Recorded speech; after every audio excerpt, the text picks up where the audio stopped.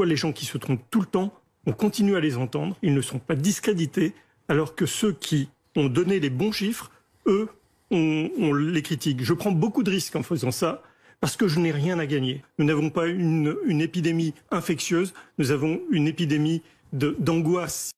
2 personnes ont dit sur ce plateau qu'il ne fallait pas dire autre chose qu'un certain type d'information. Moi, j'essaye d'apporter à la population des éléments de scientifiques qui tentent... Je n'ai pas d'opinion. Je suis un scientifique qui tente de rassurer une population. Nous n'avons pas une épidémie infectieuse, nous avons une épidémie d'angoisse, si vous voulez. Et la population est à genoux à cause de ça, l'économie aussi. Donc, que des gens viennent nous dire, maintenant nous culpabiliser parce qu'on dit autre chose qu'eux, ça c'est insupportable, surtout un politique. Est-ce qu'avec 3602 cas en 24 heures, on continue pas de se dire quand même que y a une reprise de l'épidémie? Une reprise du nombre de cas porteurs du Covid, d'accord. Y a-t-il plus de malades? Y a-t-il plus de morts? Non. Non, j'aimerais revenir sur un point qui commence à me choquer énormément, personnellement.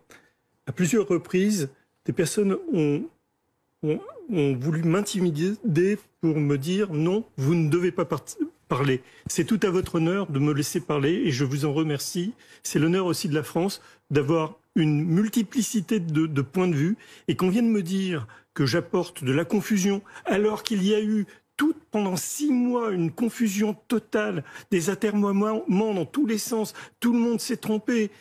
C'est insupportable d'entendre ça. Donc, je vous remercie encore.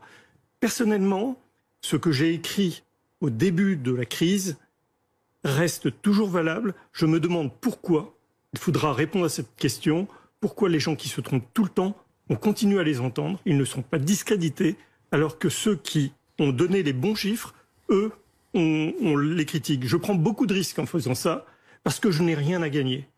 Je cherche simplement à donner des informations positives.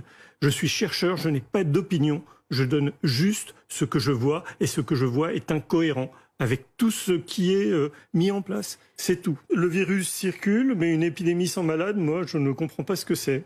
Donc il n'y a pas de malade pour l'instant, il circule.